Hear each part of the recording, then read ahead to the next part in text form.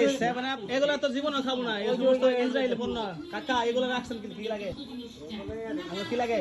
ভাই লাগে ভাই ও শুনেন ভাই, এইটা না শুনেন, দেশি পণ্য কি রাখবেন? মজু আছে না ওটা নাই আচ্ছা, তুমি ওটা খাবা দেখি খুলেন, খুলেন দেখি খুলেন। দই আছে খাবা ওই 7 আপ এগুলো বিক্রি করেন না, মজু বিক্রি করবেন, দেশি পণ্য বিক্রি করবেন, ঠিক না? দই দাও এই এটা খাই না, এটা ইসরায়েলি পণ্য, এগুলো না, এগুলো খাবো না, এগুলো খাই না, এগুলো খাই না, এগুলো খাই না। দই দাও দেন দই দেন তোর বলে। এই যে কাকার দোকানে শুধু আছে ইসরায়েলি সব পণ্য, আর কোনো কিছু নাই। কাকারে কিন্তু সিলগালা করে দেবো।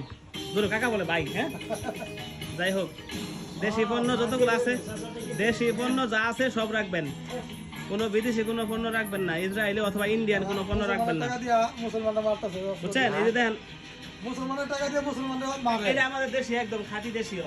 হ্যাঁ রাখছেন ভালো। আরেকটা দেন, আরেকটা দেন। আজকে থেকে বুঝছেন, ওই যে 7 আপ, কোকা কোলা, পেপসি রাখবেন না, মজু রাখবেন, দেখবেন মজু খুব ভালো চলতেছে। আর দুটো বেশি দিয়ে দেয় আছে ওটা। হ্যাঁ হ্যাঁ। লেখা আছে ইসরায়েলিদেরকে সহযোগিতা, ফিলিস্তিনিদেরকে সহযোগিতা করার জন্য। এখন মরে যাবো এই, শুনেন আর কদিন পরে বাঁচতাম না, আমরা যা পারি এখন আর ফিলিস্তিন জন্য কিছু হলো সাহায্য করি।